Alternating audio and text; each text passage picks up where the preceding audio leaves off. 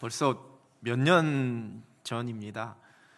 2014년 10월 보도되었던 이 사진의 스토리 혹시 기억나시는지요? 경기도 용인 양지면의 한 초등학교 운동회에서 있었던 일로 많은 사람에게 감동을 주었습니다. 저 사진에 좀 키가 작아 보이는 저 아이의 이름이 기국이인데요, 선천성 연골 무형성증이라는 질병을 앓고 있어서 저렇게 또래 친구들보다 키가 한참이나 작았습니다. 근데 이 기국이는 그래도 아주 밝고 명랑한 개구장이였는데 운동회 날만큼은 늘 잔뜩 풀이 죽어서 학교에 가기 싫어했다고 합니다. 그도 그럴 것이 평소에는 그렇지 않은데 이 운동회 때는 자신이 가지고 있는 핸디캡을 확인하는 날이었기 때문에 그랬을 겁니다. 이제 6학년이 되어서 초등학교 시절의 마지막 운동회였던 그날도 아침부터 잔뜩 예민해져 있었고, 학교 가지 않겠다라는 기국이를 부모님이 겨우 설득해서 학교를 보냈지만, 운동회에 보냈지만 영 기분이 좋지 않았습니다. 이제 달리기를 하기 위해 출발선에 섰고 그 출발 총성과 함께 열심히 뛰어갔지만 예상했던 대로 꼴찌로 달리고 있었습니다. 함께 출발했던 친구들이 거의 결승점에 도달했을 때에 갑자기 그 친구들이 뒤돌아서더니만 한참 뒤쳐져 있는 이 기국이를 향해 다시 거꾸로 달려오는 것이었습니다. 그리고 사진에 보셨던 것처럼 기국이의 손을 잡고 천천히 달려서 저렇게 5명이 한꺼번에 결승점에 들어가는 그런 감동적인 장면을 연출했습니다. 친구들의 마음에 감격해서 기국이도 울고 지켜보던 많은 학부모들과 선생님들이 함께 눈물을 흘렸습니다. 기국이의 누나가 너무 감동적이어서 이 사진을 인터넷에 올려 많은 사람들에게 알려지기 시작했고, 언론에도 소개되면서 이 친구들은 아주 유명 인사가 되었습니다. 다른 사람들보다 무조건 한 발자국이라도 더 앞서 나가야지만 성공하는 것처럼 여겨지는 이 치열한 경쟁 사회 속에서 이렇게 꼴찌 없는 운동회를 만들어낸 저 친구들의 모습 참 아름답습니다. 본문에 기록된 다윗과 요나단, 언제가 말씀드렸듯이 어떻게 보면 차기 왕권을 놓고 다투어야지만 되는 경쟁자였습니다. 정치적으로 대립하는 처지에 있는 사람을 정적이라고 하지요. 특별히 이러한 왕정시대 속에서는 이러한 정적 중에 하나가 왕이 되거나 권력을 잡게 되면 그와 대항했던 그 다른 편에 있는 사람은 죽임을 당해야 되는 그러한 상황입니다. 그런데 정적과도 같은 이 두 사람이 세상에 둘도 없는 좋은 친구로 우정을 나누고 있습니다. 요나단은 그 아버지였던 사울왕과 함께 전쟁에 나가서 승리를 이끌며 아주 탁월한 리더십을 발휘한 사람이었습니다. 다윗보다도 훨씬 더 먼저 이스라엘 백성들의 존경과 환호를 받았습니다. 언젠가 사울왕이 자기가 블레셋에게 복수하고 승리하기까지 우리 군사들 어느 한 사람도 어떤 음식이라도 먹게 되면 그 사람은 저주를 받을 것이다 라는 그러한 경솔한 맹세와 명령을 내리게 됩니다. 그러나 이 명령을 듣지 못했던 요나단이 전쟁 중에 그 숲풀에서 발견한 꿀을 맛보게 되고, 이로 인해서 사울이 그 책임을 물어서 요나단을 죽이려고 했습니다. 그때에 백성들이 나서서 이 요나단을 두둔합니다. 사무엘상 14장 45절입니다. 백성이 사울에게 말하되 이스라엘이 이 큰 구원을 이룬 요나단이 죽겠나이까? 결단코 그렇지 아니하나이다. 여호와의 살아계심을 두고 맹세하옵나니 그의 머리털 하나도 땅에 떨어지지 아니할 것은 그가 오늘 하나님과 동역하였음이니이다 하여 백성이 요나단을 구원하여 죽지 않게 하니라. 이토록 백성들의 신망을 얻고 있었던, 이제 사울의 뒤를 이어서 왕이 되기에 충분했던 그러한 사람이 바로 요나단이었습니다. 이 신분만 봐도 이 다윗과 요나단은 친구가 되기 어려운 사이입니다. 물론 다윗이 왕으로 기름 부음 받은 사람이었지만 다윗은 목동이었고 사울의 신하였습니다. 그리고 요나단은 왕자의 신분이었습니다. 더 신분이 엄격한 구별이 있었던 시절에 왕자인 요나단과 목동인 다윗과 친구가 된 겁니다. 그리고 요나단이 다윗보다 10수년은 나이가 많았습니다. 그러나 이러한 신분의 차이, 나이의 많고 적음은 이 둘에게 있어서 중요한 문제가 아니었습니다. 여러분, 어떻게 이 다윗과 요나단이 이렇게 좋은 친구, 좋은 동역자가 될 수 있었을까요? 성경이 그 과정을 자세히 설명하고 있지는 않습니다. 그런데 우리는 성경에서 다윗과 요나단에게 아주 공통적인 한 모습을 발견하게 됩니다. 사무엘상 14장 6절, 요나단이 한 말입니다. 요나단이 자기의 무기를 든 소년에게 이르되 우리가 이 할례 받지 않은 자들에게로 건너가자. 여호와께서 우리를 위하여 일하실까 하노라. 여호와의 구원은 사람이 많고 적음에 달리지 아니하였느니라. 사무엘상 17장 47절, 이것은 다윗이 한 말입니다. 또 여호와의 구원하심이 칼과 창에 있지 아니함을 이 무리에게 알게 하리라. 전쟁은 여호와께 속한 것인즉 그가 너희를 우리 손에 넘기시리라.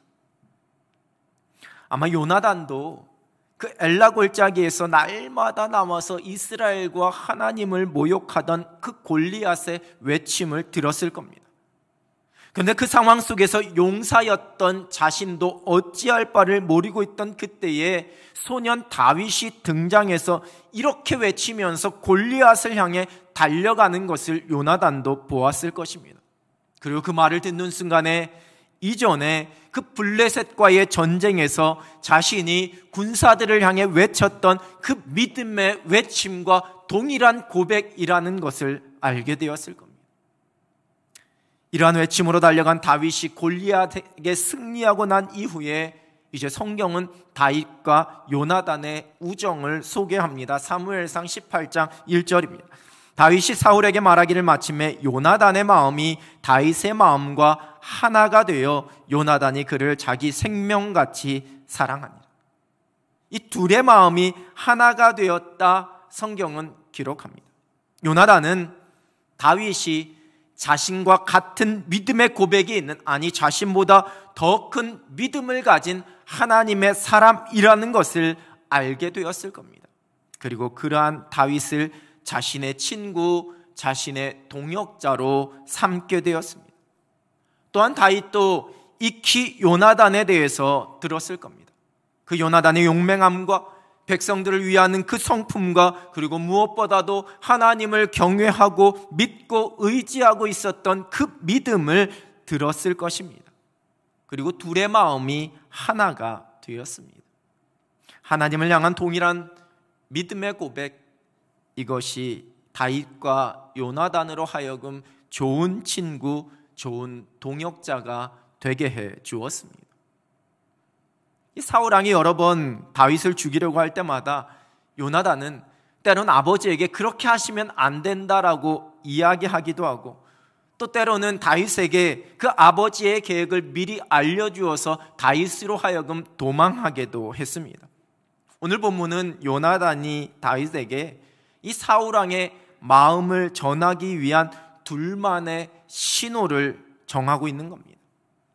화살 셋을 바위 곁에 쏘고 이 화살을 찾도록 한 아이를 보낼 텐데, 그 아이에게 화살이 내 이쪽에 있으니 가져오라 이렇게 내가 말을 하면 너가 무사할 것이다 라는 의미이고, 내가 그 아이에게 화살이 네 앞쪽에 있다 하면 이제 아버지 사울이 너를 죽이려 한다라는 뜻이니 너는 피해야지만 된다, 이렇게 말을 맞추고 있습니다. 그리고 이것이 또한 하나님 앞에서의 우리 둘 사이의 언약이라는 것을 반드시 진실하게 그리고 그렇게 지킬 것을 약속하고 있습니다. 예상대로 초하루에 사울이 다윗을 찾자 요나단은 다윗이 아버지가 있는 베들레헴에 다녀오겠다고 간청해서 제가 허락했습니다. 이렇게 둘러댑니다. 그러자 아버지 사울이 아주 불같이 화를 내면서 요나단을 탓하게 됩니다. 20장 13절입니다.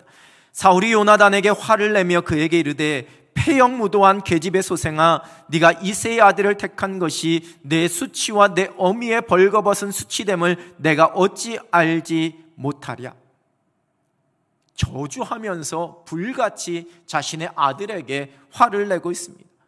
이 요나단이 다윗과 가깝게 지내는 것도, 다윗을 두둔하고 위하는 것도 사울왕은 다 못마땅했습니다. 그리고는 자신의 본심을 이렇게 말하고 있습니다. 14절입니다. 이새의 아들이 땅에 사는 동안은 너와 내 나라가 든든히 서지 못하리라. 그런즉 이제 사람을 보내어 그를 내게로 끌어오라. 그는 죽어야 할 자이니라 한지라. 여러분, 어찌 보면 이 사울왕은 지금 왕으로서 그리고 아버지로서 당연한 생각을 하고 있는 걸지도 모릅니다. 이 다윗이 있으면 사울왕 자신의 왕권도 위협을 받을 수밖에 없는 상황이고, 특별히 아들인 요나단이 자신의 왕위를 이을 수 없다라는 것도 잘 알고 있었습니다. 그래서 다윗을 죽이려고 하는 겁니다. 그러나 여전히 다윗이 무슨 죽을 만한 악한 일을 행했냐며 두둔하는 자신의 아들 요나단을 향하여서 사울은 단창을 던져 죽이려고까지 했습니다. 이로 인해 요나단이 금식하며 슬퍼하게 됩니다. 그리고 다윗과 정한 시간에 들로 나가서 약속대로 이 사실을 다윗에게 알려줍니다. 이것이 다윗과 요나단의 마지막 만남이었고, 그 만남 속에 둘은 서로 울었다 성경은 기록하고 있습니다. 그리고 이어지는 사무엘상 20장 42절입니다.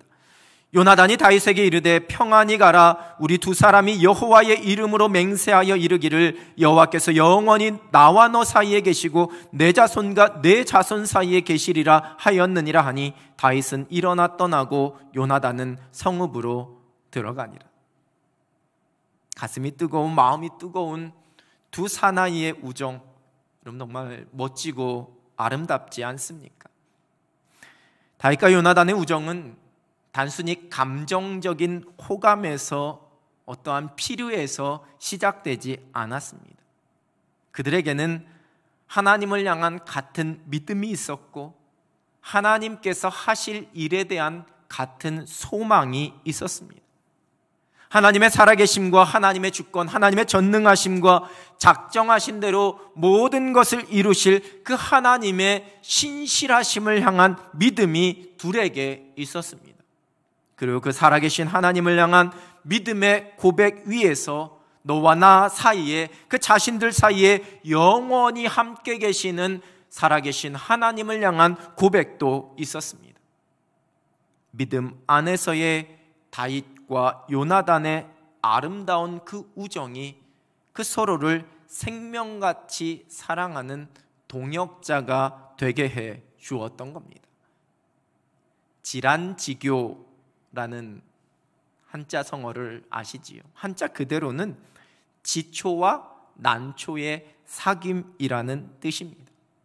공자가 마음이 선한 사람과 함께 있으면 지초와 난초가 있는 방에 들어가는 것처럼 아주 좋은 향기를 갖게 되지만, 그렇지 못한 사람과 있으면 생선 가게에 들어가듯 악취가 난다, 이렇게 말했다고 합니다. 그리고 여기에서 친구를 사귈 때는 지초와 난초같이 맑고 향기로운 사람을 만나서 내가 좋은 방향으로 동화되어야 된다라는 의미의 이 지란지교라는 고사성어가 유래되었다고 전해지고 있습니다.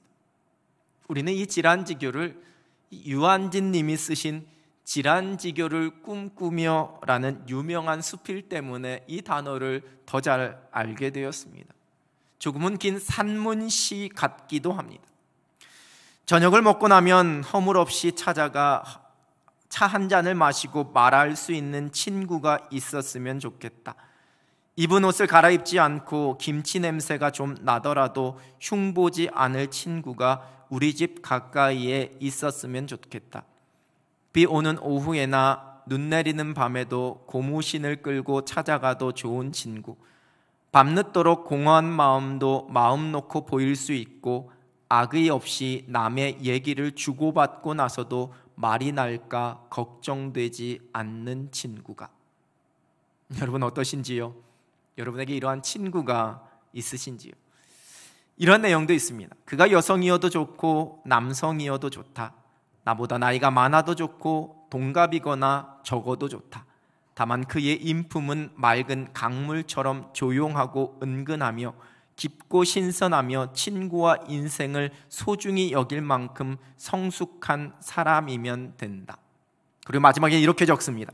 그리하여 우리는 우리의 손이 작고 어리어도 서로를 버티어주는 기둥이 될 것이며 눈빛이 흐리고 시력이 어두워질수록 서로를 살펴주는 불빛이 되어주리라. 혹 떠올려지는 누군가가 여러분에게는 있으신지요? 모든 관계가 그런 것은 아니지만 이 사람과 사람 사이 관계 속에는 이 어느 정도의 긴장감이 흐르기 마련입니다. 그것이 공적인 관계라면, 또 그것이 손익이 걸려있는 관계라면 더더욱 그렇습니다. 눈 뜨고 코 베어가는 세상이라는 말이 왜 나왔겠습니까? 열길 물속은 알아도 한길 사람 속은 모른다라는 말이 왜 나왔겠습니까? 동창회에 나가서 오래된 이 동창 친구들을 만나도 그 대화 속에 이 미묘한 긴장감이 흐르는 경우가 있습니다. 그냥 남편 이야기, 아내 이야기, 자녀들 이야기, 사업 이야기, 사는 이야기를 그냥 하면서 가볍게 나누는 그 대화 속에서도 왠지 모를 긴장이 있습니다. 상대방의 말을 들으면서 아우 너무 잘됐다, 너무 축하해 이렇게 반응하면서도 이내 자신의 모습과 비교하면서 왠지 모를 마음 한구석의 씁쓸함과 부러움, 그리고 그 친구의 말이 마치 자랑하는 것처럼 보이는 얄미움이 찾아들 수도 있다라는 겁니다. 오랜 시간 함께한 친구임에도 얼마든지 그럴 수 있습니다. 이 사람과 사람의 관계 속에서 자연스럽게 본능처럼 얼마든지 나타날 수 있는 모습입니다. 하나님께서 세상을 창조하시고 난 뒤에 가장 먼저 아쉬워하셨던 것 한 가지가 있었지요. 세상을 지으시고 난 뒤에 다 보시기에 좋았더라 말씀하셨음에도 창세기 2장 18절에서 이렇게 말씀하셨습니다. 여호와 하나님이 이르시되 사람이 혼자 사는 것이 좋지 아니하니 내가 그를 위하여 돕는 배필을 지으리라 하시니라. 아담을 지으시고 난 뒤에 그 아름다운 창조 세계 속에서 아담 혼자 있는 것이 보기 좋지 않으셨다라는 겁니다. 다 보기 좋았더라 말씀하시면서 처음에 참 보기 좋지 않다 말씀하신 게 바로 그 부분이었고, 그래서 돕는 배필인 하와를 창조해 주셨습니다. 단순히 남자와 여자, 부부의 함께함만을 의미하지는 않습니다. 다른 사람과의 함께함, 서로 돕는 동역자가 되는 것, 그것은 하나님께서 만드신 창조의 질서요, 하나님 보시기에 좋은 모습이라는 것을 성경은 말씀하고 있습니다. 전도서 4장 9절 10절입니다. 두 사람이 한 사람보다 나으면 그들이 수고함으로 좋은 상을 얻을 것임이라. 혹시 그들이 넘어지면 하나가 그 동물을 붙들어 일으키려니와 홀로 있어 넘어지고 붙들어 일으킬 자가 없는 자에게는 화가 있으리라. 돕는 배필입니다. 믿음의 동역자입니다. 친구와 동역자와 함께해야 좋은 상을 얻을 수 있습니다. 같이 있어야지만 한 사람이 넘어지면 다른 한 사람이 그를 일으켜 줄 수가 있는 겁니다. 우리에게 믿음의 공동체가 함께함이 필요한 이유입니다. 하나님께서 우리에게 교회를 주시고 믿음의 공동체를 주시고 동역자들을 허락하신 이유입니다. 삶의 어려움 속에 믿음으로 버텨내게 도와줄 수 있는 사람, 내가 신앙의 시험 속에 있을 때에 나로 하여금 다시 믿음 가지고 하나님만 바라볼 수 있도록 나를 붙잡아 주고 나를 격려해 줄 수 있는 사람, 바로 그 사람이 믿음의 동역자요 하나님께서 우리에게 허락하신 돕는 배필입니다. 다윗과 요나단은 믿음 안에서 아름다운 동역자였습니다. 그 믿음 안에 아름다운 우정, 맑은 믿음의 향기가 나는 질환지교를 나누었습니다. 서로에게 있는 하나님을 향한 굳건한 믿음을 알고 있었기에 그 둘이 서로 믿음의 동역자가 될 수 있었습니다. 결코 블레셋 앞에서 자신들을 초라하게 하시지 않을, 감히 이방 나라인 블레셋이 하나님의 백성들을 업신여길 수 없다라는 하나님께서 택하신 자 믿음의 사람으로서의 거룩한 자존감이 이 둘 모두에게 동일하게 있었기에 그들이 믿음의 동역자가 될 수 있었습니다. 요나단은 하나님께서 다윗을 통해 하실 일들을 인정했습니다.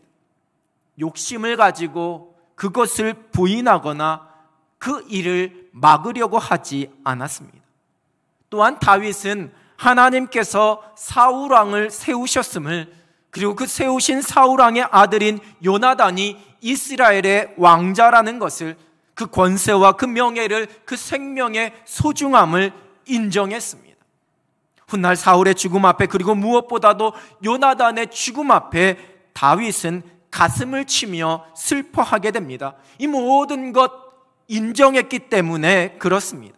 그리고 하나님 안에서 서로를 향한 이러한 인정이 다윗과 요나단으로 하여금 좋은 믿음의 동역자, 믿음 안에 질환지교를 나눌 수 있게 해 주었습니다. 적어도 다윗과 요나단 사이에서는 미묘한 긴장감이 없었다라는 겁니다. 시기와 질투, 이 모든 것이 관계 속에서 우리로 하여금 금이 가게 만드는 그러한 감정입니다.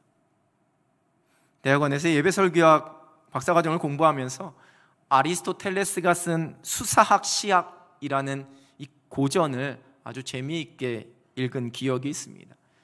이 수사학 편의 2권 제4장의 제목이 우정과 적개심입니다. 우리를 위해 좋을 때는 함께 즐거워하고 괴로울 때는 함께 괴로워하는 사람이 당연히 친구이다, 이렇게 적고 있습니다. 그러면서 10장에서는 시기를, 11장에서는 경쟁심 또는 질투라 번역되고 있는 감정을 적습니다. 우리는 우리와 대등한 자들을 시기하되 우리를 위해 무엇인가를 얻기 위해서가 아니라 남이 그것을 가지기 때문에 시기한다. 이해가 되시는지요?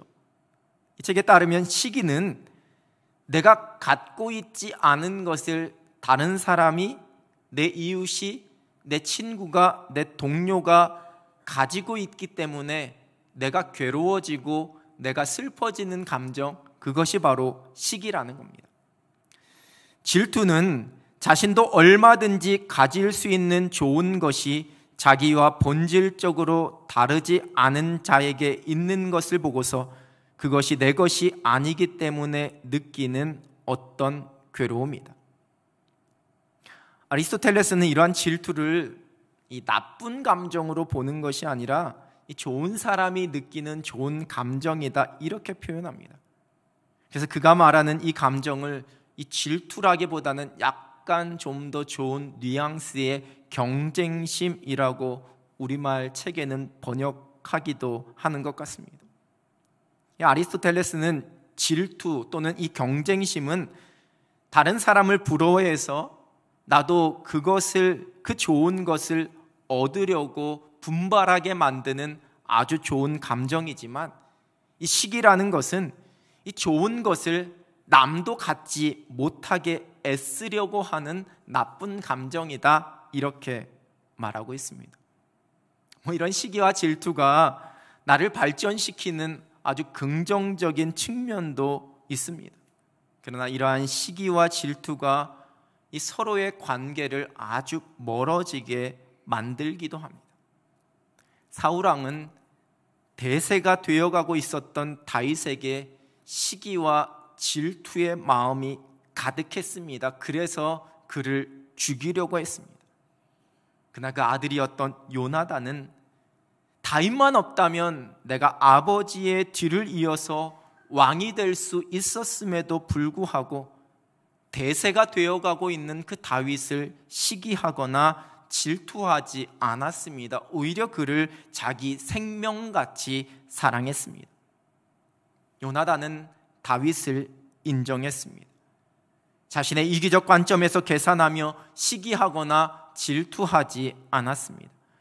하나님의 계획과 일하심을 인정하는 그 믿음을 가지고 그 동역자를 바라보게 될 때, 그가 가지고 있는 모든 것을 인정하게 될 때 좋은 믿음의 동역자가 될 수 있는 겁니다. 그 사람이 가지고 있는 강점이 나의 기쁨이 되고 나의 자랑이 되는 것, 그 사람이 가지고 있는 약점이 내가 채워줘야지만 되는 사랑의 수고요 거룩한 책임임을 고백하는 겁니다. 그래야 시기와 질투가 아닌 서로에 대한 인정으로 진정한 친구, 진정한 믿음의 동역자가 될 수 있는 겁니다. 제가 주례를 할 때 하는 권면 중에 이 결혼해서 살다 보면 연애할 때 몰랐던 이 서로의 모습, 특별히 서로의 부족하고 약한 점이 점점 보이게 될 것이다. 그때 되면 변했다, 예전에는 안 그랬는데 나를 속인 거다, 이런 마음이 들 수도 있을 거다. 근데 그것은 변했다고 하면서 실망할 일이 아니라 그러한 일이 하나씩 늘어날 때마다 이 사람이 변한 게 아닌 원래 이런 사람이었구나라고 생각하라고. 그리고 또한 그 약점과 부족함이 보일 때마다 그래서 내가 이 사람에게 필요한 거구나라고 자신의 존재감을 확인하면서 오히려 기뻐하라라고 그렇게 권면합니다. 여러분, 상대방이 완벽한 사람이면 나는 필요 없는 존재가 되는 겁니다. 상대방의 연약함이 있기 때문에 동역자인 나로 하여금 그것을 채워주라고 하나님께서 나를 이 사람에게, 그리고 이 사람을 나에게 돕는 배필로 나의 동역자로 주셨음을 내가 고백해야지만 되는 겁니다. 제가 위암 수술을 하고 위를 절제하고 난 뒤에 제 몸에 찾아온 여러 가지 변화들이 있습니다. 그 중에 하나가 이 영양을 많이 흡수하지 못하니까 체중이 이렇게 많이 감소했고, 또 하나는 늘 이 빈혈의 경계선에 놓여 있습니다. 그래서 그런지 모르지만 제가 예전에는 안 그랬는데 이 손발이 정말 많이 차가워졌습니다. 예전에는 정말 이 손발이 따뜻했는데 수술 후에 추운 겨울이 되거나 여름에 이처럼 에어컨이 있으면 이 손이 엄청 차가워집니다. 그래서 예배 마치고 나가시면서 저와 악수할 때 제 손이 너무 차다고 이렇게 걱정하시는 분들이 많습니다. 그래서 나름 저는 축도하고 나가면서 조금이라도 따뜻하게 하려고 막 손을 비비면서 나가기도 하고, 겨울에는 제 주머니에 이 주머니 난로를 놓고 누군가 악수하기 전에 살짝 손을 덮여보기도 합니다. 그래도 한계가 있습니다. 근데 반면에 저는 우리 여러 성도님들하고 악수하고 나면 제 손이 따뜻해져서 참 좋습니다. 목사님 왜 이렇게 손이 차가워? 좀 마음이 차가워서 손이 차가운 거 그런 거 아니야? 목사님 차가운 손에 내 손의 따뜻함을 조금이나마 전해줘야겠다. 여러분, 서로를 따뜻하게 해주는 것, 그것이 바로 믿음 안의 동역자입니다. 하나님께서는 다윗에게 요나단이 필요했기 때문에 그를 동역자로 세워주셨습니다. 또한 요나단에게도 마찬가지입니다. 믿음의 동역자와 함께함으로 우리가 누릴 수 있는 유익이 있습니다. 믿음의 공동체에서 우리가 함께함으로 우리가 누릴 수 있는 유익이 있습니다. 잠언 27장 17절 말씀입니다. 철이 철을 날카롭게 하는 것 같이 사람이 그의 친구의 얼굴을 빛나게 하느니라. 우리 함께 믿음의 길을 걸어가고 있는 우리의 동역자들, 우리의 친구를 통해 내 얼굴이 더 환하게 빛날 수 있고 내가 하나님께로 더 가까이 나아갈 수가 있는 겁니다. 여러분, 우리는 결코 홀로 설 수 없습니다. 믿음 안에 질환지교를 꿈꾸며 살아갑니다. 그것이 일상을 살아내는 믿음입니다. 하나님께서 허락하신 믿음의 동역자들이, 이 믿음의 동역자들과 함께하는 이 사랑의 공동체가 우리의 믿음을 더 성숙시키고 우리의 삶을 더 풍성하게 만들어줍니다. 하늘의 행복을 누리게 해줍니다.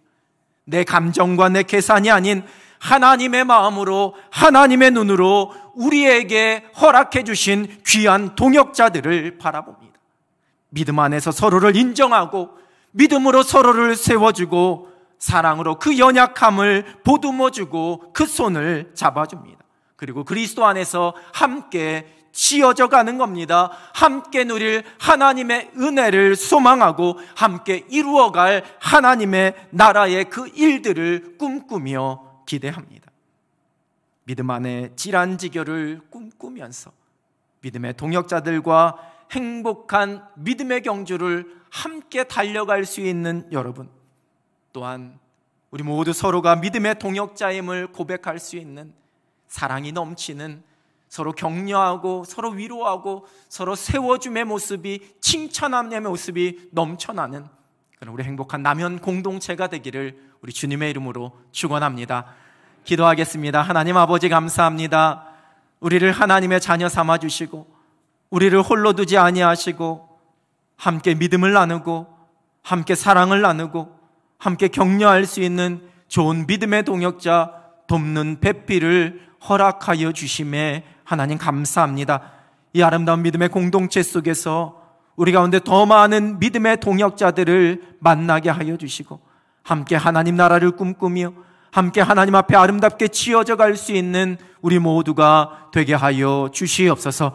믿음의 질환지교를 꿈꾸며 나아갈 때에 우리의 곁에 함께할 수 있는 좋은 친구, 좋은 돕는 배필, 좋은 동역자들을 넘치게 하여 주시는 하늘의 은혜를 누리게 하여 주시옵소서. 예수 그리스도의 이름으로 기도드립니다. 아멘.